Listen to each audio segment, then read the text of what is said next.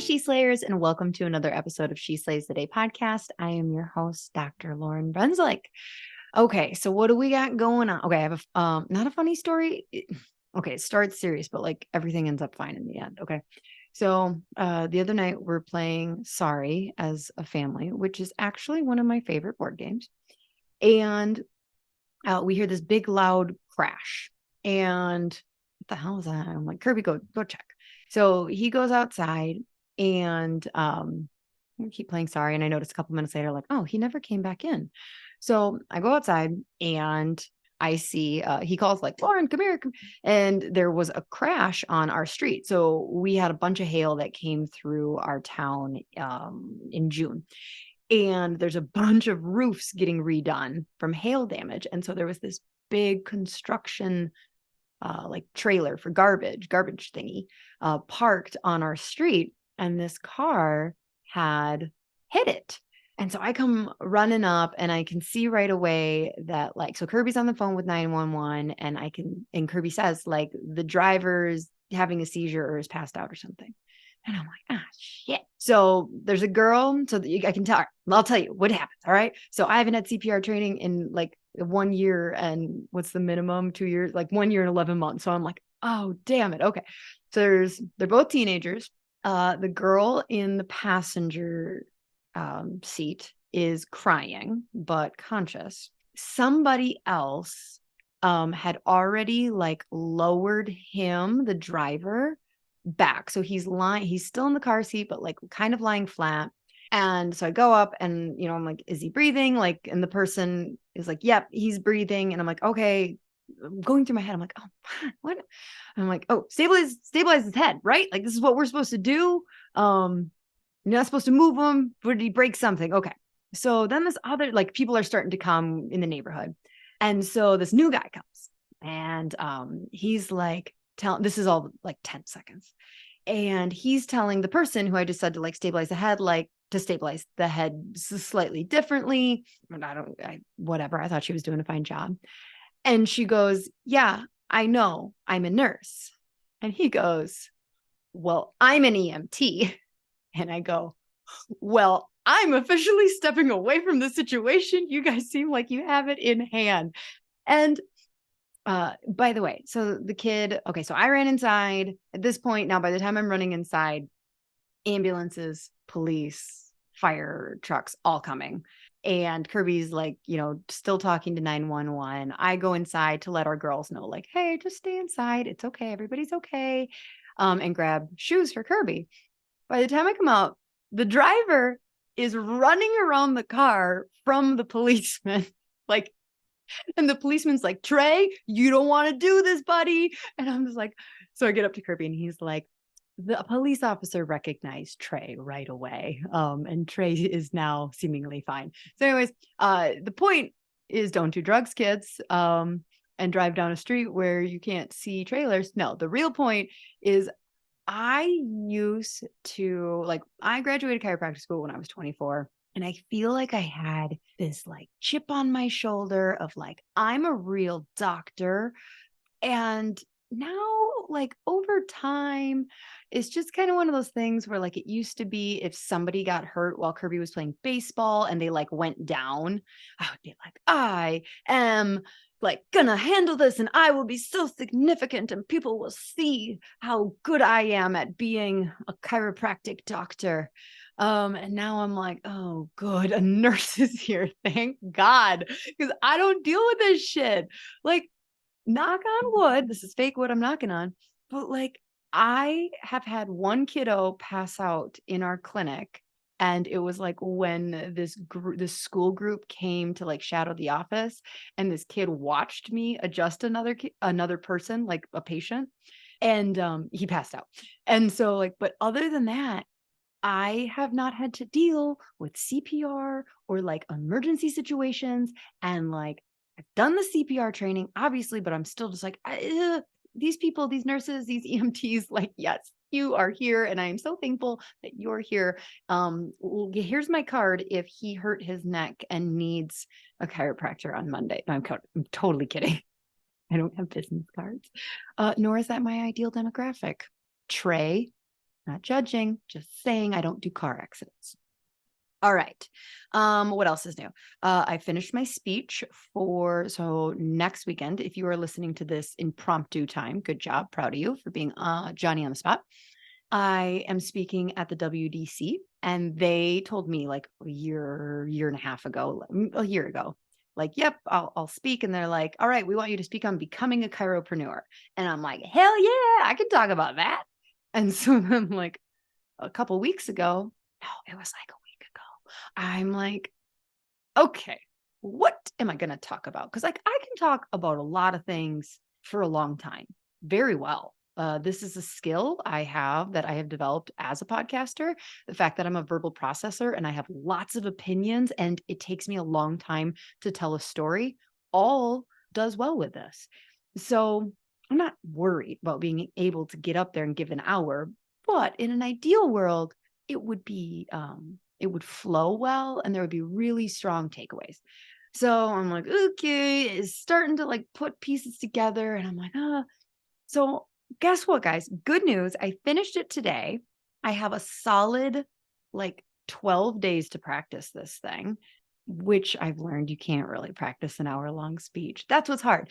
If I was doing a TED Talk and I've done like TED Talk style speeches before, I practice those so much more than an hour-long speech because, there's just no way. I'm such a fluid speaker. I don't know if that's really what we would call it. ADHD speaker. I feel called in the moment to say something. Like I am in alignment with what God wants to flow through me and out of me in a speech. And so that's all just to say, I say all sorts of stuff in my speeches that I wasn't planning on the longer they are. So I have, PowerPoints. There's 20 slides to my PowerPoint, which helps keep me on track. Like one day, if I am give a speech for an hour and I'm one of those speakers that only has like 3 or 4 PowerPoints, I'm proud of me. But I don't know if that's really in my future due to the nature of me going down rabbit holes. And like someone or something has got to keep me on track so the audience gets what they came for. But it's done and it's really good. Like there was this moment an hour ago where I'm like, damn, Gina, this is going to be a good speech. I am proud of me. So that's all of my updates. So today's speaker, oh my gosh. Okay, so I'm not going to give you the whole backstory, but over a year ago when I went to Mile High, I met Amy Haas. Her and I were introduced through some friends of mine, Dr. Mo and Tamara, and who I will be seeing at the WDC. And I was like, they were like, you have to go on Lauryn's podcast. And I was like, yeah. So we tried arranging something. It did not work out a year ago, over maybe a year plus. And so I reached out recently and was like, how's that timing? And she's like, listen, I'm not doing podcast episodes right now, but you've been so patient that I will do yours. So we're blessed that she was willing to come on and be a guest. Girlfriend is hilarious. This is the second researcher that I've had on the podcast. And like these researchers do not have the personality that you would think.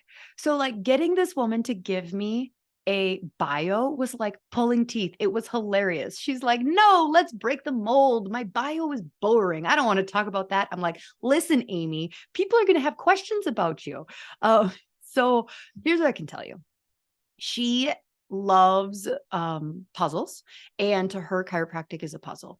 So research is about finding the pieces of the puzzle and fitting them together. And she's been involved in various forms of formal research since she was a sophomore in college. She has so many degrees past her name. It's incredible. And one of her most important identity features is that she is a dog mom. So we're going to talk about some really interesting thing. This is an intense one. If you listen to episodes on hyperspeed, I don't know that I would do that on this one because, I mean, you do you, girl or boy. But like, if you remember the Heidi Horvick episode, this is like that. There's a lot of big words. I ask some very stupid questions on your behalf. You're welcome. But even if you are not a chiropractor, I think that this is a fascinating topic that, I mean, I find it fascinating, and I'm not even into research. So I think it's worth a listen, even if you're not a chiropractor. If you are a chiropractor, absolutely worth a listen, and make sure you share this with other chiropractors, because this is a message that needs to get out. This research that she is working on, and like it's this 3.5 years that is coming not to a closing. It's kind of like a commencement is probably a better word for what's going on, but like, whoo, there's cool ass things coming down the pipe for the chiropractic profession, especially those of us that like to capitalize the last three letters of chiropractor. What does it mean again? Teachers of reality?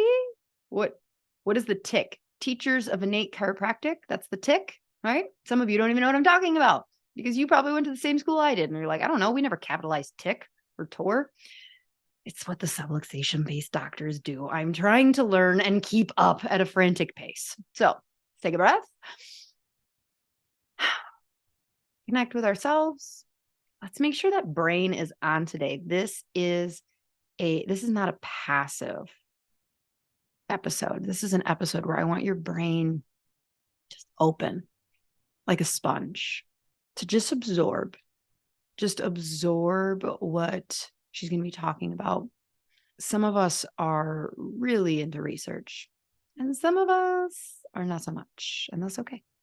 But the fact of the matter is like anything that we can pick up and use in conversations with our colleagues, with other healthcare professionals, just even honestly being aware of where the profession is going. Like, that's important. This is important for you to know, where's this profession leading 10, 20, 30 years from now? What is that going to mean for me? What kind of a legacy will I be able to lead with my practice?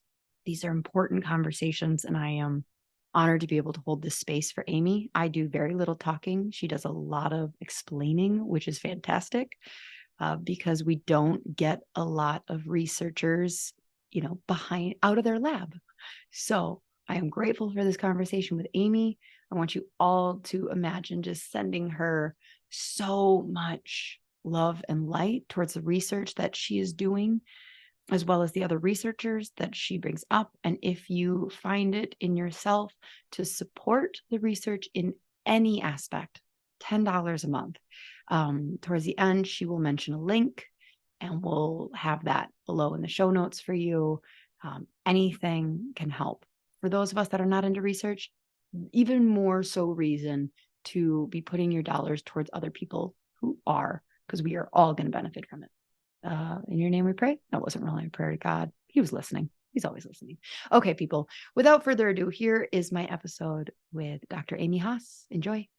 I want to start. Well, okay, actually, I have one dumb in the little teeny 2-sentence bio you gave me. There was some like RYT 200 was listed after your credentials. What the hell is that? Are you part robot? That's my first question. Are you part robot? What is that? I am 3/4 robot. I am artificial intelligence. No, actually, it's kind of a little inside joke that has a little bit to do with people's tendency to want to, talk about all the letters after my name. Amy's this, that, the other thing. Well, Amy's RYT 200. Do you know what that means? And most people won't. It's my little sneaky. So it's something that I value that many other people won't value. And some people will say it doesn't belong after the accolades of MS, PhD, DC, whatever the crap, right? Registered yoga teacher. Thank you. Oh, I love that. I love that. Yeah. And I can see what you were saying, where you're like, people would be like, oh, well, but like, you're like, heck, this is a part of who I am. And it's Oh, I actually put that up there in equal importance because that was an entire exploration and accomplishment unto itself that, some people, yeah, it's so when people are looking about alphabet soup, yeah, I'm a yoga instructor too. I all am right. not I'm doing going it to come for everyone, but back. I want to, towards the end, I'm going to come back to the yoga aspect, because I know there's so much. It's more than breath work. It's more than breath work. Like, it's a spiritual practice. And I want to hear, but Mhm. in my head, all right. So the person who loves lab work, and this is the narrative that like I created, and just loves research, would kind of hate the part of having to share the like no publicize the research, of course, but like have to go on stages. You said you're going on stage next week, right? Where are you going on stage next week? I'm going to be on Mile High, and Oh, it's yeah. I'm completely stoked. I agreed to do 2 things this year, and you're right. I don't want to be on stage. I do see the necessity at times, but that's not my forte. Where people want me is I'm actually on my couch right now. This is where people want me because this is where I do the thinking that will benefit all of us. I'm Mhm. not a spokesperson. As Brooke Mills put it beautifully the other day, she's like, "You're happy to do the grunt work behind the scenes." And yes, actually, yes. I'm very happy to let other people talk about things, but I do recognize some people do want to hear it from the horse's mouth, so to speak. Right. So it doesn't bother you somebody else going on stage and talking about your research? No, go for it, please. Oh, we have such different Please personality. Can leave I me at be that home. person? I'm Can happy at I home. go on stage for you and be like, Yes, please, thank people you. of chiropractic, Amy has done something amazing and you will all applaud me now? Well, my friend Jamie Angela, I'm actually going to be giving her a bunch of stuff that she can actually go do that. She's kind of up and coming in the speaker world, and she has a great way of explaining science and just connecting with people. And I actually want her to go out and talk about a lot of this stuff too. Yeah. Okay. So you have been working on something for the last 3.5 years, you said, that is like coming to conclusion? Yeah. Or So is three. it like, I mean, just starting basically? But yeah, talk to me about the last 3.5 years. Um, 3.5 years sounds like a long time, and I get that to write a paper. Totally get that. The way writing goes, it's never linear. Sort of like healing. It's never as linear as you think it's going to be. You could go in one direction and be like, uh-oh, okay, got to redirect. So in the course of this, and I know this from my PhD, you go so far, you hit a dead end. You regroup and you say, okay, start over. And sometimes you do that a couple of times until the final product emerges. And I actually, that's a great way to put it. The final product emerges. I'm not necessarily in control of that. It's an artistic process. I had an idea for where I wanted this to go and why I wanted it to go in this particular direction, but how to get that to gel and coalesce was a really difficult project and problem. So the 3.5 years, there was a lot of that where I was fighting with the material, and I say that literally fighting. I had to do a lot of quiet, deep thinking. Some of the best thinking that went into this paper was actually in my little trailer.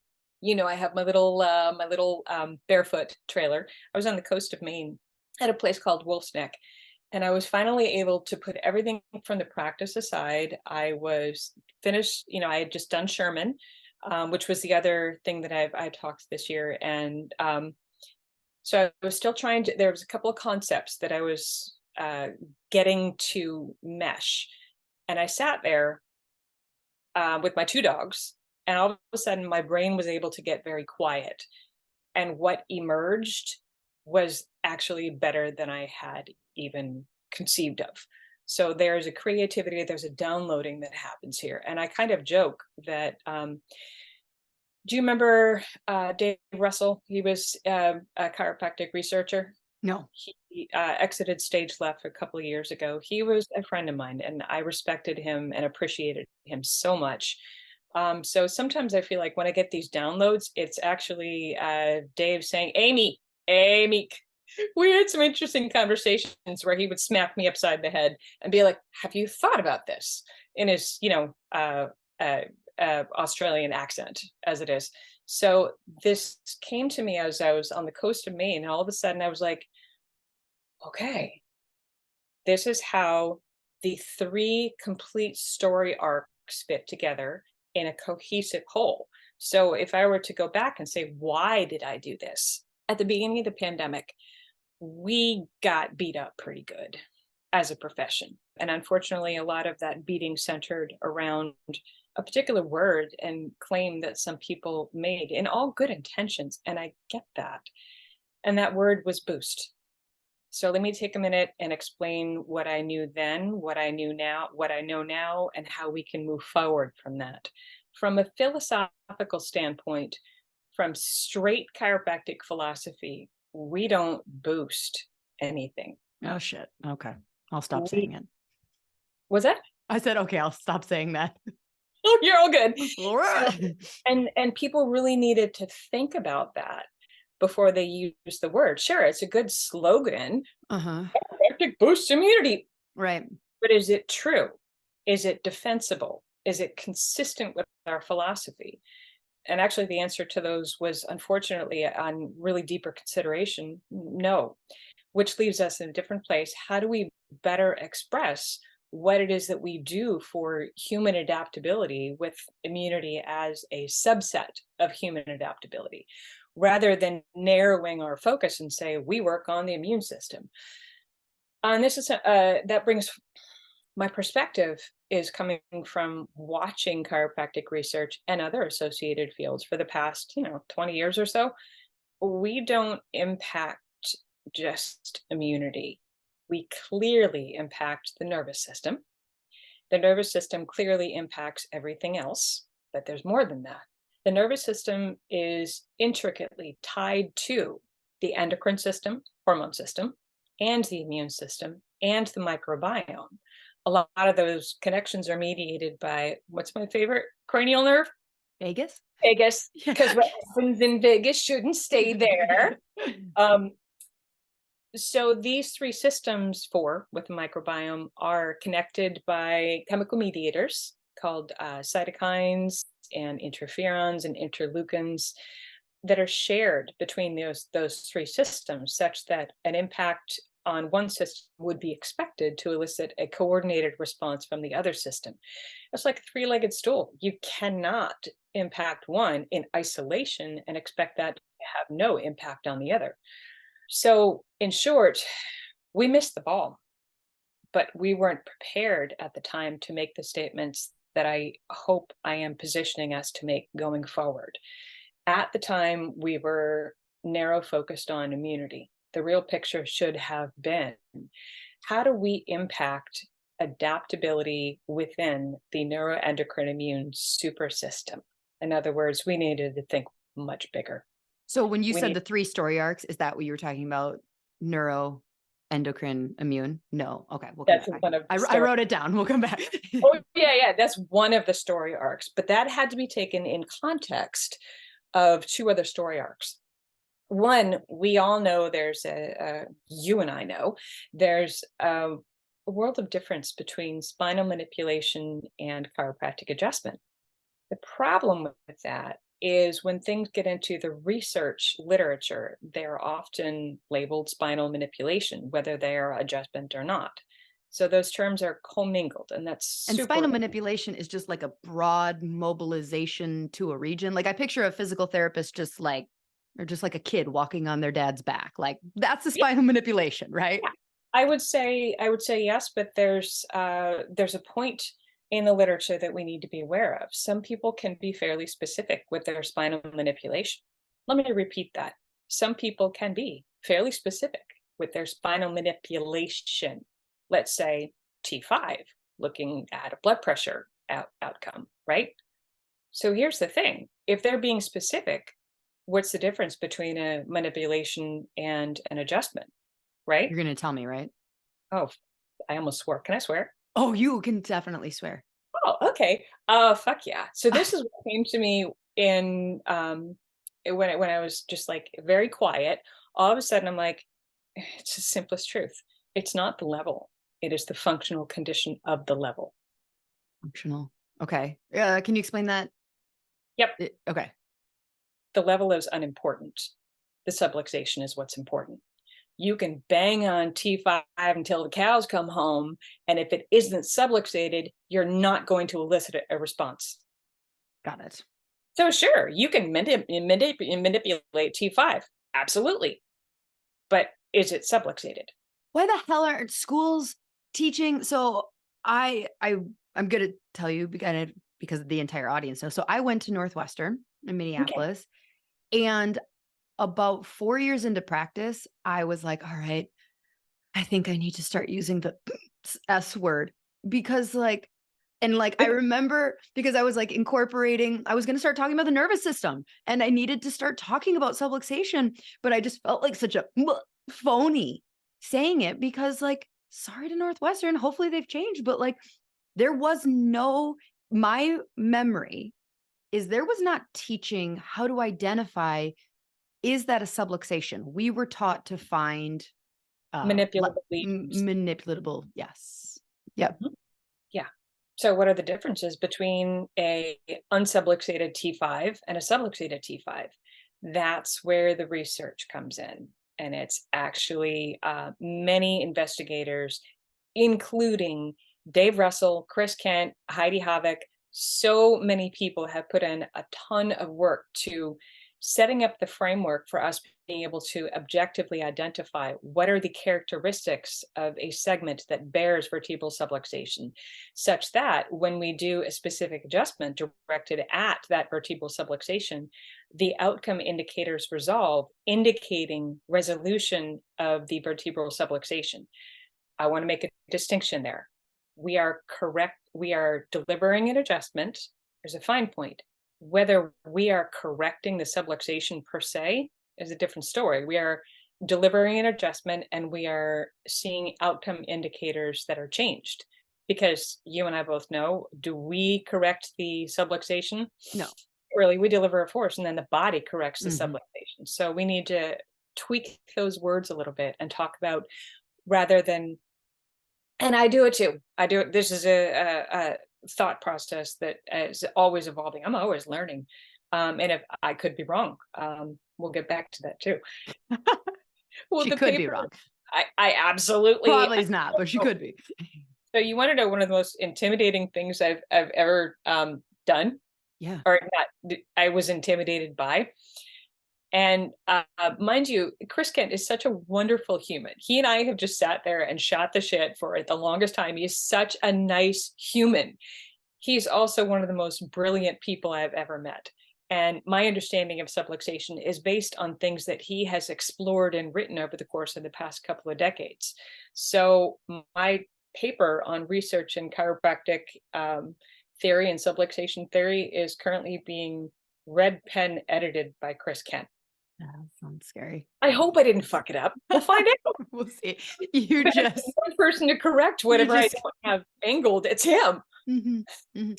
So So is that what the 3.5 years was around, is changing, first we have to address the difference between the spinal manipulation and the subluxation? that was part of it. Okay. Yes. When we did the original search, I knew in order to get the biggest data set, we were going to have to include spinal manipulation. Spinal manipulation, which may or may not be addressing vertebral subluxation by purpose or by accident. Because that's, if they're hitting T5, maybe it's subluxated, maybe it's not. They Right. didn't. So you don't know. So some of those could be, I'm going to go back to the parlance I just said we shouldn't use, correcting vertebral subluxation, Mhm. and some are not, which actually, interestingly enough, becomes a research methods question because that means vertebral subluxation in their system is actually a confounding variable, which frankly is hilarious. I'll Don't worry. insert laugh here, ha ha ha, confounding Yeah, variable. yeah. This I'm going to be talking about this in the paper. Uh, Tie that up. I'm sorry, I go off in a left field sometimes. The reason the paper took 3.5 years is, yes, getting clear on how do I conceptualize the distinction between spinal manipulation and subluxation at a practical level. How do I express that? And how can I look at, address the literature with that set of glasses on? In terms of what are the strengths, limitations, and future directions for any of the pieces in either strict chiropractic literature or spinal manipulation. where are some of the ones that are more useful than others, and where are some of the conclusions that are a little bit off because they've not been addressing the underlying variable that they presuppose is there, but that's a different story. So that getting clear on that distinction, being able to frame what I did in those and Mhm. using those glasses was really challenging. The other challenging part was the keyword search included 12 keywords, ended up with 10 data sets. That is literally 10 papers unto itself. 10 papers, tie those together with common elements and strings that make them a cohesive unit rather than separate individual keyword searches. Frame those in the spinal manipulation versus chiropractic adjustment framework. Discuss those in terms of the three-legged stool, nervous system, endocrine system, and the immune system. In the context, here's where things get wacky. In the context of from other fields, biologically plausible mechanisms that are already outlined in other fields in such detail as neuronal tracing and MRI. These pathways exist. They're outlined. Neuroanatomy, functional anatomy, pathways by which somatosensory input, as generated with the actually either spinal manipulation or chiropractic adjustment, can elicit non-neuromusculoskeletal responses. Okay. So the pathways by which we can adjust the spine and the brain will integrate that information and create a response that is not just reflexive neuromusculoskeletal, but extends to other areas of the body. So the mechanisms by which the body does that forms a cohesive, coordinated adaptive response, not just muscles, but also the whole body. Those have been outlined in other fields, Mhm. just not in our fields. So bringing that into the conversation about what does our chiropractic research say and not say, and then so you see where this is getting kind of apeshit. Oh, I have like 6 sticky notes full of questions already. Okay, so like if you end up differentiating between subluxation, like a chiropractic adjustment of subluxation and spinal manipulation, I would imagine that that would uh, be able to discredit a lot of negative or like just a lot of just different research that talked about like spinal manipulate, like blah, blah, blah, right? Like I would imagine that like in See the grin? 2023. Yeah, Do you see the grin? I do. I do. Is it a good grid? Oh yeah. Yeah. So I took my research brain and some of their literature that says no, spinal manipulation does not affect XYZ. Pick it apart Hmm. by their research methods and disqualify it according Which to is, research methods criteria. oh Um, my gosh, I can see how this took 3.5. I mean, I can't believe it only took 3.5 years because it's like, oh, okay, we want to start here. Oh, well, first we need to do this. We need to discredit this. And okay, can we and talk about fast the word forward- subluxation being co-used? Because I feel like that. So anytime that I've like had somebody with a medical degree in my clinic, you know, I almost Mhm, feel like I have to be like, okay, let's just not use subluxation because I know that's what you're gonna like. mhm, Like, because in the medical field, they view subluxation basically as a borderline dislocation, correct? right, right. So, They like, had who started using it first? And like, is that just gonna get in our way?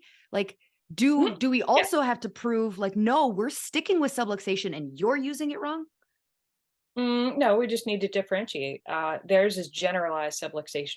Ours is vertebral subluxation, as measured by the three magical words, as measured by tonal tests, reflex tests, adaptive tests.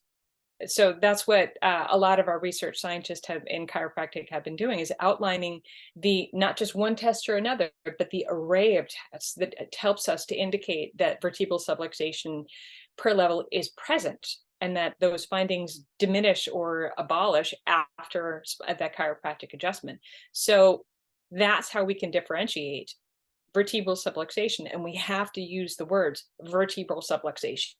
And that's going to be a little bit different because agreed, when a medical doctor says subluxation, what do you mean you subluxated like the arm subluxates? No, it's a very specific functional entity called vertebral subluxation, which is less than a dislocation, but with other properties. So it is a misalignment or movement abnormality of one or more vertebral segments with respect to one another that creates irritation to the nervous system associated with it, which may actually present as diminishing or facilitation of the information carried along those nerves and integrated by the brain. And whatever is sent to the brain from that segment naturally will be integrated into a response. Input drives output. You get the wrong input, you're going to get the wrong output. So that's how we differentiate vertebral subluxation. We say, I agree with you. Subluxation, in your definition, is a misalignment of a joint, which is less than a luxation proper. But vertebral subluxation, as defined by the chiropractic profession, has some additional properties that we've all agreed upon. That's important that we have all agreed upon. Have we? No, no. Okay, so first of all, you said tone, like the properties you said are tonal response, Yep. reflex response. What was the third one? Well, it's we've got the MOPI model, and then we've got there's a tonal model, so we can look at so for example, if you look at different technical approaches to assessing vertebral subluxation and its effects, they can be across the board. You know, we've got everything between network spinal and CVP. Hopefully we are all looking for vertebral subluxation using different methods. That should be our common denominator. I've used tests from Network Spinal. I love some of their tonal tests. They're absolutely beautiful. For example, the feet resistance coming together or pushing apart tells us there's a tonal problem in the whole body. And then you go suss out where's that coming from. I use tests like that with my patients in practice every day. And then you've got the segmental test, you've got the paraspinal thermography, which is going to tell you, is there an adaptive problem in the entire set of spinal nerves that may indicate, subluxation. Surface EMG, again, those could be looked at as per level, but also as global. Is the body adapting properly? Heart rate variability is another test to see, is there something hampering the body's adaptability as measured by heart rate variability? And of course, you've got the structure tests, you've got X-ray, video fluoroscopy, CBCT.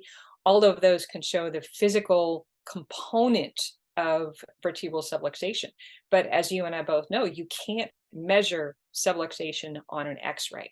I was just going to say, like, can you find subluxation on an No, X-ray? no, it's one indication, but there are multiple indications that comprise an actual vertebral subluxation. It's not one or the other. It's the context. Just like it's not the nervous system or the immune system or the endocrine system, it's the neuroendocrine immune system. It's all of them together. That's something that we silly chiropractors need to think more about, think bigger picture. How do things connect rather than looking at the individual parts? We need to think about the sum of the parts. The vertebral subluxation as a clinical entity is a question of the sum of the parts. Incidentally, Heidi Havok on a podcast recently mentioned, I'm so curious to see this come out. She has actually looked at some neurophysiology experiments to compare directly spinal manipulation versus chiropractic adjustment.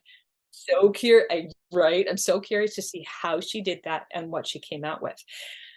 When that comes out, we have to remember that there are going to be limitations to the interpretation of whatever study she has created, such as that may differ per level. That may differ at C1 versus T5 versus L5 sacrum. So, if she chose T4, T5, for instance, those conclusions may or may not apply to C1. Make sense? Yes, I think so. Okay. If she chose so T4, T5 in the setup or in the study. I don't know what she chose. I'm just Right. saying If for she, yeah. For He example. had to eliminate variables and get a clean experimental system. I Oh, completely yes. get that. Yeah. Mhm. Yeah. But so what she will come out with will be a starting place, maybe an experimental system to assess what is the impact of a spinal manipulation at T5 versus a chiropractic adjustment designed to address vertebral subluxation at T5. What are the outcomes? And the outcomes, actually a very interesting question. If you don't see it, it doesn't happen, right? Uh, Sort of like, oh, I don't know, the COVID shots or something like that. If you don't measure it, it doesn't happen, right? Oh, did I just have to bring that in? Yes, I did. Um, just because it isn't measured doesn't mean it isn't happening. And we can look for indications that there are bigger processes being impacted by the chiropractic adjustment that are not a complete picture. So, for example, some brilliant upper cervical folks. I'm gonna mispronounce her name. I'm so sorry. Julie Scalo or Shallow. Do you know how to pronounce her name? Oh, nope. So I did that wrong. Maybe it's Julie Hunt. Now I'm completely embarrassing myself. I met her at an LCW event about a year and a half ago. She's brilliant, absolutely like very cool person. So she and her group did a study on secretory IgA in individuals who were specifically upper cervically adjusted. Okay, hold on. It takes my brain a second. Secretory? Antibodies Oh, okay. in category. IgA from Category from upper individuals. cervical. Yes, upper cervical. They found a short term change in antibodies that were released from individuals who were adjusted for subluxation. Have you seen that paper? Might say they boosted the IgA from an adjustment. Not Ah, allowed to say that. Not allowed to say it.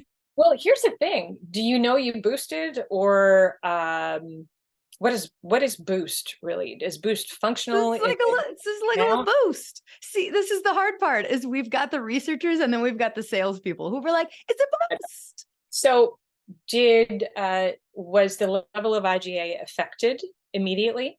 Seems to have been, yes, statistically significant in a range that would be expected to elicit clinically significant results, but the results were not actually assessed just yet.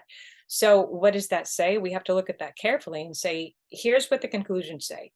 Adjusting an upper cervical subluxation elicited an antibody response that was temporary. That's really all we can say. Can we say that boosts immunity? No.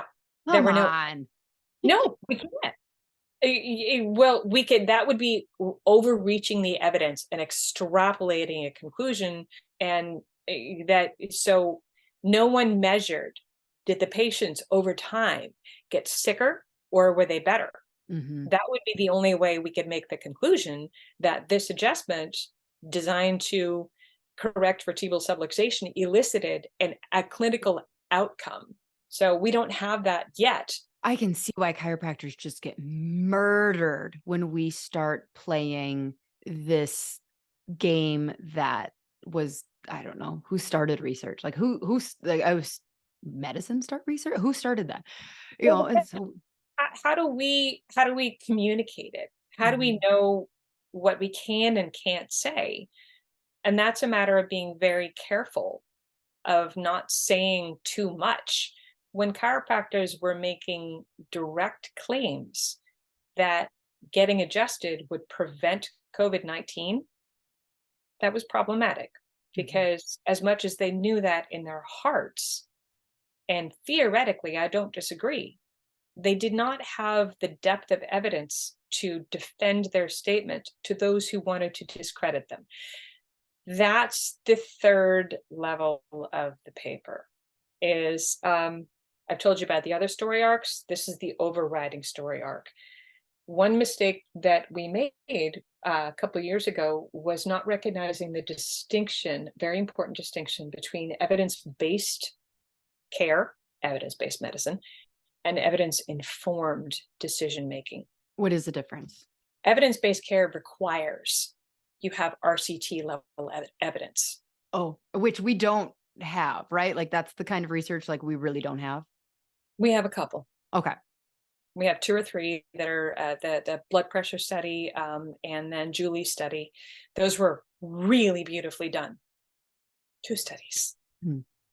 it would be helpful to have more, but we also have a bit of a problem designing a lot of research studies. A very simple question: with people with different subluxation patterns, can they be compared? No. Oh, no. No. And do we have a control group that we know has no subluxation? No. Not So, given the permutation of subluxations within this human vertebral column, and Chris Kent recently did an MRI study on this and showed this concretely, it would be extraordinarily difficult for us to conduct RCTs on a population because of the permutation problem. Mhm. So, if that's the case, is evidence based? I hate using the word medicine, but you know where I'm going with Yeah, this. yes. Evidence based care, which requires RCT, the most appropriate criteria of limiting your research. And in my opinion, it's not. I think we have a lot of observational studies, cohort studies, case studies, and clinical experience, which should be taken into account. And that's the distinction between evidence based care and evidence informed care. Evidence based care, you have to have an RCT. If you don't have an RCT, you're wrong. You cannot defend your statement. That's how we got browbeat. Mm. People didn't recognize that we don't have the depth of evidence according to their criteria. Very important differentiator, according to their criteria to make our statements. I But just is there so, like, criteria? if I'm getting I just picture, like, at a dinner party, and, Mhm. this very smart medical doctor goes like, "Well, you don't have RCTs to practice EBM." And I'd be like, "Well, I'm not trying to practice EBM. I'm trying to practice EIC." Yeah, evidence informed. Well, I Like, would agree with you. will he be like, "Oh, snap, you just totally schooled me?" He'll be like, "Well, then I don't accept you." Like, can we just say like, "Well, we don't care about evidence-based. We're doing evidence-informed." Well, we care about both of them. We want to make sure that we're I was using just being evidence. sassy to that doctor I when I know, said I I don't know. care. Um, I don't so care. I agree with what you said. I'm going to add to it a little bit. So if someone were to say, huh, I don't know, maybe 25 years ago, my sister, Julie Haas, who was also a PhD, and she's actually a neuroscientist. When I was in chiropractic school, she turned to me over Thanksgiving dinner with a group of, I think it was like 12 to 15 family members, and turned to me and said, "There's no research to support that chiropractic is actually valid." Thanks, Julie. Yeah, it was a great conversation. Everybody at the table was dead silent, and at the time, I didn't have a good answer. I just sat there kind of shell-shocked. That's one of the reasons, actually, honestly, I thank her for that. After that time period, I said, "Do we have enough evidence?" And the question that, to speak to that, with the conversation you're having with your, esteemed colleague, your medical doctor over dinner, well, okay, so you're requiring that we follow evidence-based practice, but here's the thing, that's not really appropriate for us because we have more permutations than we can control for an appropriate RCT. So we are actually expanding our horizons to take into account observational evidence, which is very valid. Absolutely. Yes, sometimes it can have some problems with internal bias. I get that. But when you have enough studies that say the same thing, you got to listen to them. And so that's the distinction. Evidence based is a limitation. Evidence informed care is a broader reaching assessment of literature as a whole. So if I were to put that a different way, the WFC, when they put out their very flawed white paper on you can't say this because we don't have the right evidence, they were trying to write the rules. They were trying to say, according to our rules, you can't make these statements. And my answer to that is, I don't agree to your rules because they're not appropriate. We need to rethink what those rules should and should not be. And your limited assessment, your limited biased assessment of 7 studies that you put forth as evidence that we can't make these statements is unto itself very biased. So you violated your own premise, so to speak. And instead, we need to look at the broader literatures and ask questions like, can this be helpful? So, evidence informed care, I think, is a better paradigm for reading chiropractic literature. Most importantly, because that acknowledges health freedom. That acknowledges patients' right to hear different forms of evidence. It acknowledges our right to speak different forms of evidence and speak of our own clinical experience, because the amount of clinical experience amongst, let's say, roughly 50,000 chiropractors in the US who see this every day, and I do. The reason I feel strongly about the impact of adjustment of vertebral subluxation eliciting non-neuromusculoskeletal effects is that I see it every day in practice. I have that clinical experience. I see it. No, it's not an RCT, but if we put together 50,000 chiropractors who are all seeing the same thing, that comprises evidence. Let's take a super, like, holy fuck, super simple example of that. Okay. You're in practice, right? Hmm. You ever see one of your patients sleep better after an adjustment? Yeah. We're done. Let me explain that a little bit. 50,000 chiropractors, if we all observe that our patients sleep better after adjustments, that comprises clinical evidence, experiential clinical evidence. What does sleep do? Sleep helps to regulate hormone balance. Sleep helps to govern repair and growth, brain health. Sleep is an essential element of human health. If we are impacting a human's ability to achieve deeper or better sleep, we are impacting their overall health. Game over.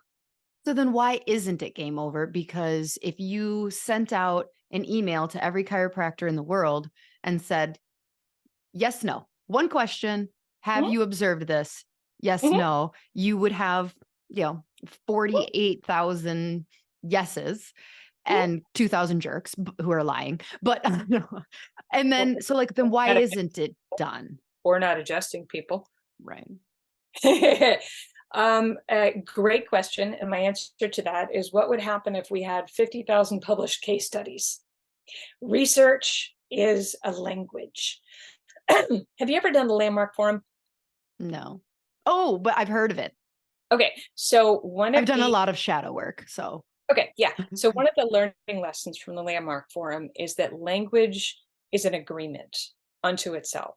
When I say red and you say red, we both have an understanding of what red is. There's actually a deeper question with that, but if you want to go into the rabbit hole, it's called quali, QUALI. But for the sake of argument, red is red is red, and we agree red is red. That's where research comes in terms of interfacing us with different professions.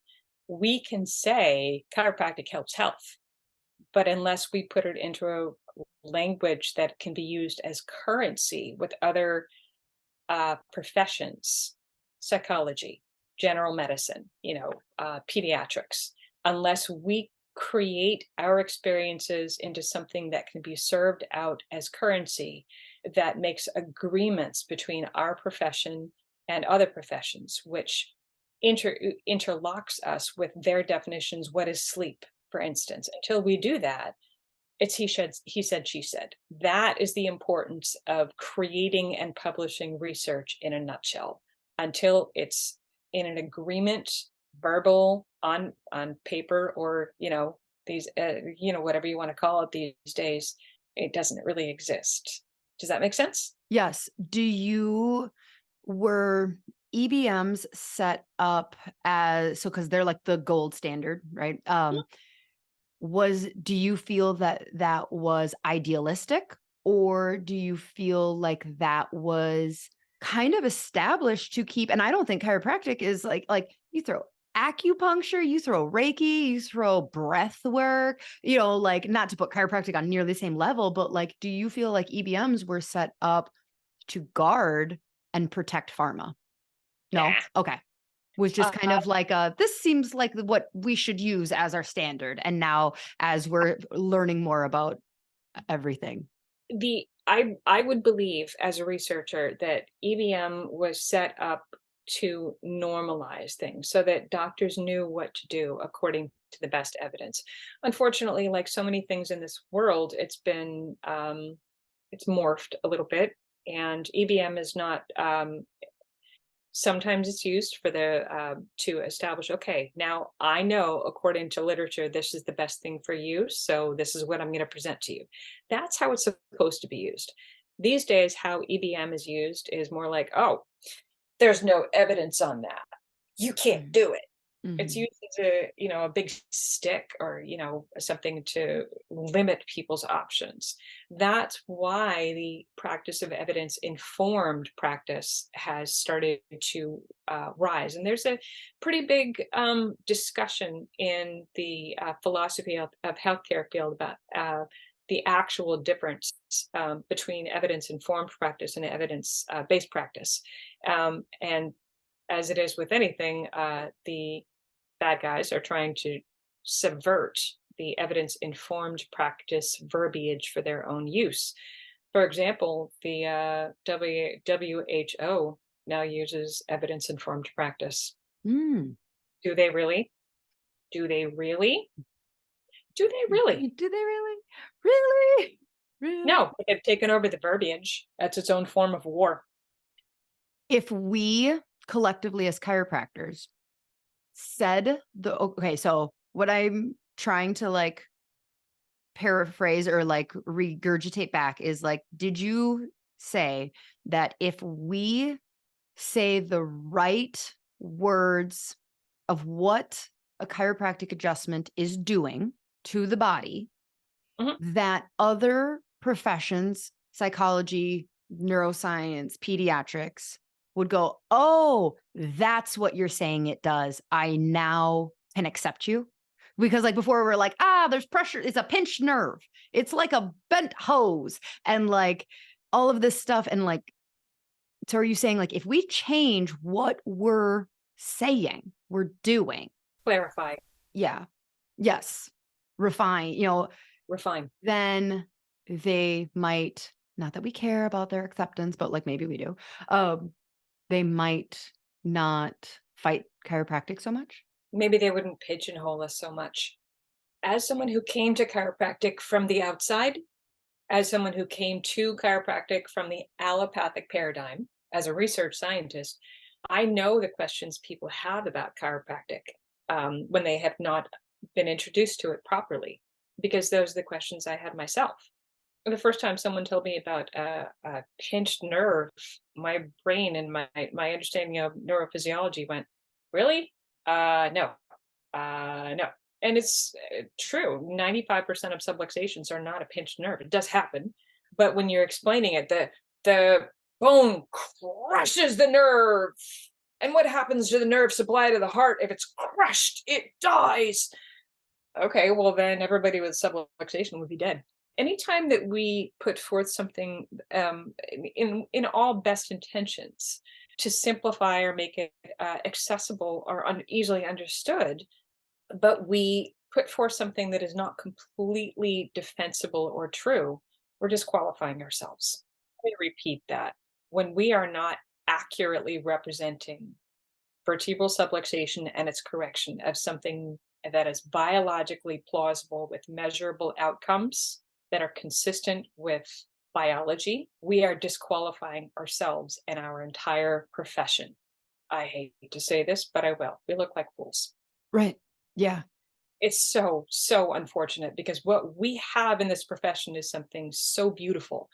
And take into account that's coming from someone who was outside the profession, thought it was completely full of crap, thought it was hooey, and then actually came to be under care and experienced it. And I went, okay, there's something to this, but what I'm being told doesn't jive with what I'm experiencing. What Mhm. does that mean?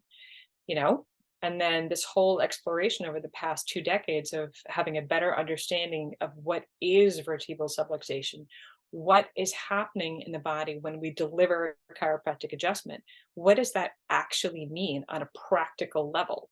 So I'm coming at this not from the angle of someone who grew up with chiropractic and understands it from the inside out, but I'm coming at the question from the angle of a former critic. Mhm. So when I say we have something really beautiful with our profession, it's a little different, or at least I'd like to think it is. So I am kind of depressed right now. But you're really excited about your paper. So can you please summarize your paper? Because right now I don't feel like we've given it enough. Um, so like if we were to say it in less than 45 minutes, what is exciting about the research you've done? Because I feel like in my brain right now, I'm just like, we're screwed. We're all screwed. I'm just going to crawl under a blanket and eat ice cream until Amy says to come out. Oh, if this paper is, and again, Chris Kent is proofreading it, Jack Borla is proofreading it, John Chung is proofreading it. I've put sections of it on Travis Corcoran's desk. So some of the most brilliant minds in our profession, I am asking people to shred this from the Mhm. inside out. That's what we need to do. Right. Um, and with each of them, it's a specific expectation. I don't want compliments. I want you to shred this because Mhm. to put this forth as strongly as possible. The statement that this paper is trying to make is that we, by with the chiropractic adjustment for vertebral subluxation, we are impacting the neuroendocrine immune supersystem and its outcomes with beneficial effects on adaptability as a whole in the human body, which would be expected to result in improved health outcomes across an array of what we would call symptoms.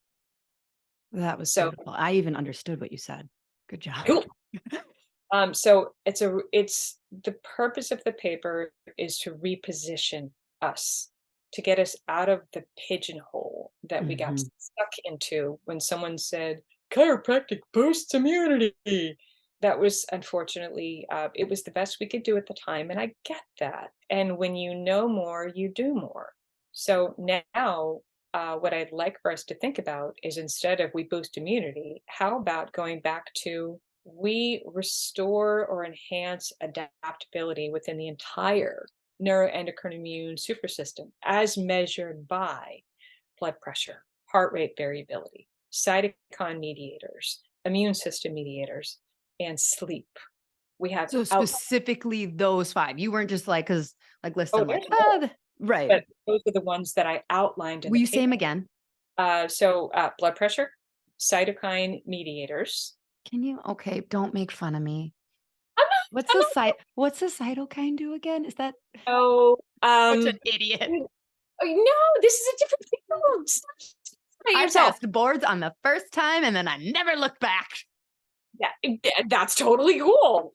That's, it everybody has different knowledge, and that's why we have these conversations to share this knowledge and, to get little pieces from each other. That's what communication is about. So, a cytokine is a little molecule that'll run between one cell and the other and carry a message. Okay. It floats through your body, blood. It can go from your brain, a cytokine can be released and go hit your thyroid, your pancreas. All of these things can be mediated by nerve supply. They can also be mediated by hormones or cytokines. Okay, I'm actually really glad that I asked that question because so like when I talk about like, yes, an adjustment can through like nerve communication affect your digestion. It's the cytokines that are doing the like relaying messages from the brain down to whatever organ. Essentially, when I It's say both. like, okay, okay. It's both. And that's part of the purpose of this paper is to, when we impact the information going to the brain, we will impact the commands coming out of the brain. Yes. Chiropractic really is that simple. It's a safety pin cycle. It's the normal complete cycle. And that communication can be mediated by nerves. It can be mediated by cytokines and hormones. And we have been shown to change each of those. Do we have a complete picture yet? No, we don't. Can we directly state we modulate the neuroendocrine immune supersystem? I don't think we want to say that anyway. Our intention is not to modulate anything. Our intention is to identify where there are obstructions or interference to the normal communication and just restore that to what the body should be doing. So we're not directing the body what to do. We're just, making it easy for the body to do its job from the inside out. Okay. So you had listed 2, and then I interrupted with a question. Okay. That's So okay. Okay, so let me like blood mentally go pressure, through the paper here. cytokines. blood pressure, cytokines, immune system modulators, um, sleep, and heart rate variability. And heart rate variability is widely accepted. It's such an interesting question. There are a lot of technical problems in the HRV field with respect to gathering data, processing data, and interpreting data. So I'm looking at that from the simplest perspective. And yes, we absolutely do impact heart rate variability. And we've had several papers, including one of mine, that support that contention. Do we have a firm conclusion yet? No, we have some really strong indicators for sure. HRV is a reflection of how well the brain is modulating on an instantaneous basis heart rhythm. So it's a reflection of adaptability in the body. Let me go a little bit further with that. We know from studies of the HPA axis that the summary amount of stress in the body will impact how well the body can handle additional stressors. If we have a whole lot of stressors, whether that's physical, chemical, emotional stressors, that will diminish someone's adaptability. And that's the Hans We Selye's. know that. Yes, this Okay. is so. Think of that as the James Chestnut analogy of rocks in the backpack. When we have a lot of rocks in the backpack, the HRV is low. Your ability to handle additional stressors is hampered, diminished, right? Yes. So take rocks out of the backpack. That's one way to one reflection of taking rocks out of the backpack is HRV as measured by standard deviation of end-to-end interval, for instance, goes up. So your body is adapting better to the stressors it does have. That makes sense? Yes. I'm just excited because like there are things I say in practice that I'm like, would Amy allow me to say this? Like, am I just like making so I'm like, all right, cool. I can That's keep saying that. and I'm gonna play with that word allow a little bit. And I hear you. Let's all consider this a learning experience. I'm like I said before, I'm still learning every day. Things that I say today, I may look back on in 5 years and be like, Amy, what the fuck was that? Mhm. Uh, I think things I said 5 years ago, I'm like, what the fuck was that? So it's a learning experience. We do what we do, learn more, do better when we know more. Fair? Yeah, absolutely. So, but to me, like this won't change overnight. Okay, so let's fast forward. I don't know how long processes take. 2 years, 5 years. Let's even fast forward like 20 years. Like we have schools. Hello, I graduated from one. That are still not on board with teaching what other schools are teaching. Like, how long is this going to take just to integrate within chiropractic? And we've got like, I think it's amazing that like so like, okay, so fine. I will change my Facebook ad to no longer say we boost the immune system. That was a joke. And I will say we enhance the neuroendocrine immune system. Fine, I'll do that tomorrow. But we don't Even have chiropractors, ability. right? We don't have chiropractors who are willing to go like, nah, I'm not going to change my language. So then, like, how long is this going to take to integrate to get a school to start teaching something they weren't even teaching? And they've had, 1895 to 220. Like, this is where I just keep crawling back under the blanket. And then you're like, no, Lauren, it's okay. Come out. Are you depressed about the future of how this will change? How slowly also? Or no, just me. I'm just a Change that's easy is seldom worthwhile. Mhm. Change that's hard, change that we work for. That's what's going to yield the most satisfying outcomes. So do we have to work hard at this? Yes. I know Sherman is working hard at this. Some schools are not, and that is unfortunate. They're pigeonholing themselves and missing the ball. When someone limits chiropractic to back pain and neck pain, it's doing a disservice to humanity. It's doing a disservice to all of us. I'm all about possibility and freedom. People should have the freedom to choose whatever works for them without fear of, being told, oh, you're wrong. It works for you, it works for you. Go for it. When entities and parties limit chiropractic to neuromusculoskeletal only in the face of evidence that we do more. They're trying to impose a limitation on what we offer to humanity. That doesn't work for me. Do you think they're doing that because they got their little pinky toe into the pool of like the med world and they're like, okay, fine. We'll maybe admit that you can help low back pain. And they're like, yay, acceptance and validation. And so now they're afraid to be like, actually, I'm going to retract my pinky toe. Thanks for letting me into your party. And so I'm going to actually retract and go back and come back with a different invite. And they're just too afraid to do that. Maybe I can't really speak to other people's intentions, but you just I actually will. you kind of clarified something that makes me a little bit different than other people.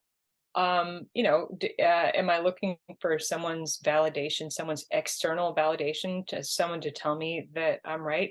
Little secret, I don't give a fuck. Oh, yeah, I didn't for a second. From the You know, first moment I talked to you, thought you did. what I think is what I think. Maybe I'm right, maybe I'm wrong. That's for me to decide, not for you to decide for me. And that's what I say to a lot of these people who are saying, you can't do this. Really? Because I will. Within certain reasonable limits. Am I going to stay within my scope of practice of chiropractic? Yes, I do. And I'm very careful about that. I do not practice medicine. I do not overstep. I refer people out for a naturopathic help. I refer people back to medical care when it is appropriate. And I practice chiropractic. Would I expand my own scope to whatever the crap I want to? No. And that's why, because I practice chiropractic. But that's a whole different story. I'm going to get very opinionated about that. So I'm just going to shut my mouth Yep. on that one. Yeah. So back to, how does this integrate? How We, is this going to happen? we as Solve chiropractors, all of chiropractic, by the way, in your answer. Because I asked a really simple question, like, Amy, how are you going to fix this? I'm going to crawl back under my blanket here. That's Yeah. not going to fix it. Um, we need to be careful about the words we use, how we use them, how we represent what it is that we offer, how we interface with research, what we can say, what we can't say. And honestly, here's where it gets super simple. It's the big picture. Do we treat XYZ PDQ? No. So we don't need to talk about that. We locate and adjust vertebral subluxation in order to promote, enhance, or restore adaptability as a generality in the human body. And those outcomes can be measured in a variety of different ways. That's what we need to focus on. Mm-hmm. And if we think about those words, I didn't say boost. I didn't say we You really solve. hate that word. You hate that word. I really do. Some of you remember I actually took some people to task for that word, but I might not have been completely graceful about that, but that's me. I Have you ever apologize. been described as a bull in a china shop? Uh, that's a misnomer because a bull in a china shop is actually very delicate. Oh, Um, really? So you yeah, have, because you've yeah, defended it. I'm more like a Labrador in a room full of toys. Yeah, yeah, I see where you're going with that, and that's one of the reasons it's probably better for the profession to keep me behind closed doors I because love it. I I love it so say much. things I shouldn't say because I can be a little opinionated. Um, and I'm not afraid at all to own when I've been wrong. If I'm wrong, I'm wrong. Correct me. Show me a new truth. A new truth does not coexist with an old or inaccurate truth. It replaces it. Mhm. And I'm a lifelong learner. If I'm I think wrong, I understand your initial question, and like around your holding just the absolute integrity of the word truth. Like I now understand, like, okay, this is her foundation of where that is coming from, because it's like, well, yes, everybody, right? But like you're holding on to it with such a veracity that I was like, I want to say yes, but I don't think that I mean the same yes as you do. But now after speaking with you for an hour, like I get where you're like, I get why you don't have ego, and you can't have ego in this field, because you need to be willing to change yeah, quickly. learn, grow, and explore. And you're absolutely right.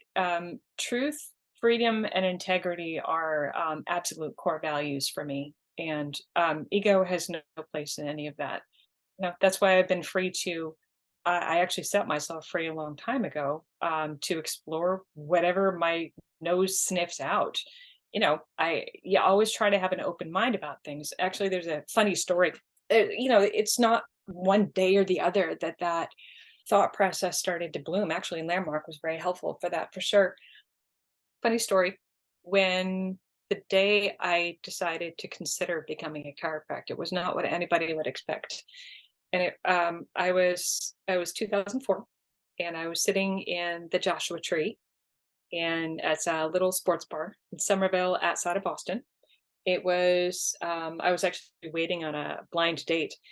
Um, Super nice guy, but he wasn't willing to wait around for me to go to school and come back. So it, never worked out.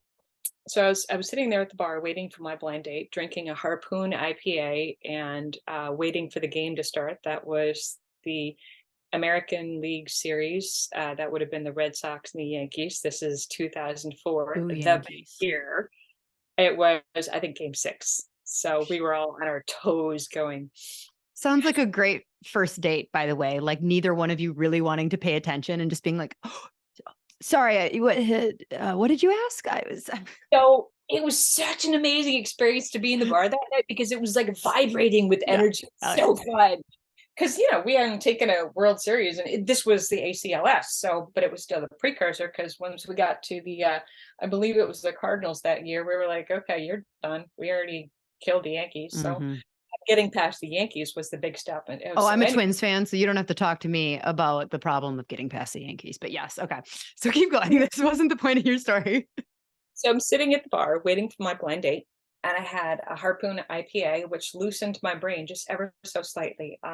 And I was writing in my journal, and I see these words appear on the paper, like downloaded from my brain. I didn't even really, like, why am I not considering chiropractic as a profession? And all of a sudden, my brain went, Amy, you have a premise to examine there. You have a prejudice that you didn't know you had. You need to look at that. So the ability to take one's own thought process, shred it, and say, what's behind that? That's where it was not useful. Attachment to outcome, attachment to your own thought processes are not useful. And that's why I keep saying, maybe I'm right, maybe I'm wrong. This is what I know right now. And that will evolve over time. Okay, so final question. How can people like support this? I mean, I would imagine it goes down to the micro level for like, because I have students, but I also have pre-chiropractic students who will listen. And I would say like starts with pick your college better than geography. Oh, yeah. hmm I actually honestly believe there's only one place to go right now, and that's Sherman. So hopefully other schools will get their heads out of their asses, but there's no guarantee on that. And I don't know enough about the new school in Scotland or Australia. I hope those are going to do fantastic, and they will defend the sacred trust and help to rebuild chiropractic into the original potential that we had before we were impinged upon and limited by political parties. So that's one thing. Deciding where to go and who to support, super duper important. Where your money goes is what you're supporting to flourish. Mm-hmm. So if you're sending money towards entities that wish to destroy the promise of chiropractic, then you're destroying chiropractic. It really But is those that. are hidden. They're not. I Yeah. wish that you could just like say out loud, like, because like nobody that has a C in their acronym, is saying like, oh, and our mission statement to take down chiropractic. Like those are chiropractic organizations. It's a wolf in sheep's clothing, is what you're saying. So like they're not loud about being anti this research and this mission. Their words are, they speak for their mission. For example, if you ever hear a researcher or chiropractic school president utter words such as, there is no research that, they're not for chiropractic. Got it. Some people listening to this know exactly who I'm talking about. And yes, that was the gauntlet. Feel so on the outside. Okay. So what organizations do you highly recommend sending your dollars to? Sherman, for sure. German? Oh, you Sherman, said Sherman. sorry, Sherman. Jeff Like, Burlett and his entire team is doing wonderful things to promote real chiropractic education, to turn out real chiropractors who can help to change the world around them. What's that saying about light a candle in the darkness or something like that? So he's lighting out their whole team is lighting a whole lot of candles. My work, thank you for asking that question. My work specifically, you can imagine 3.5 years, and I'm in full-time practice. So my means of supporting myself is as a chiropractor delivering care that is of value to my patients. And I'm taking away from my own time and practice to work on this project part-time for the past 3.5 years. I have been so generously supported by the Foundation for Vertebral Subluxation, by Kent and McCoy, who have enabled me to take a little bit of time away from the practice to dedicate my energy to this project, which I think at this point has uh, created a deliverable product. That's a joke. It has. That that their investment in me will be fruitful and useful for our profession. So if people want to send money somewhere, Foundation for Vertebral Subluxation and supporting our kind of chiropractic research, that would be one great place to donate. I'm just going to leave it at those. IFCO, given. So, and I'm sure there are plenty of other entities, and I'll probably get lynched for not, naming XYZ PDQ, Mhm. but those are the ones that come to mind first. Mhm. Thank you so much. I'm Like, sorry. I feel I so feel like much smarter. I now know what a cytokine is, and like I am. No, I'm just joking. I have way bigger takeaways. I feel I do feel excited by this. then you got my. And You should be excited. We have a yeah. lot to be excited about. What I'm trying to do is just reframe what to restore possibility to us. That's the whole purpose of this. It's not to say this person's right, this person's wrong. It's like, let's shift this. Mhm. Can we put this on a platform that we can interface with others, and can we grow on that? And what does that hold for us as a profession in terms of possibilities? So thank you for getting that. Thank you, Amy. And if you could send out like a monthly newsletter that says like, all right, we're no longer saying this, we're now saying it this way. That would be great. I'd appreciate it in your free time. I'll get right on that. Oh, okay. All right, She Slayers. I will have the links below for donating. I'm hoping that if you just go to the Vertebral Subluxation Foundation for Vertebral Subluxation, there's like a donate now type of thing, right? Yeah, I actually myself, I've been a monthly donator to the foundation for, I don't know, 5, 6 years. So I literally put it on auto debit. I just send Yeah. them $25 a month, and I'm like, if this ends up supporting people in their chiropractic education for research purposes. We have a couple of people in school for a master's of public health, PhD, research projects that are ongoing, and those all take support. So I've Mhm. just, $25 a month, just, Yeah. Love it. it's half or a third or a quarter of an adjustment for a Oh, lot of yeah. people Yeah. It's per nothing. month, and it's nothing. But if we all did that with our funding for people like me to take time away from their practice to give Mhm. back to the profession, because I can't do this for free. That would not be fair. Right. Um, yeah, and that's another thing. My place is in my practice. My place is with my patients, with my people. My place is at home. I do not intend to or aspire to become a superstar in chiropractic research. Not my speed. In case you haven't picked up on that, not my speed. I belong here on my couch, and I don't want for people to say, "Hey, Amy, can you abandon your practice and come do this for me?" Because the answer is going to be no. Mhm.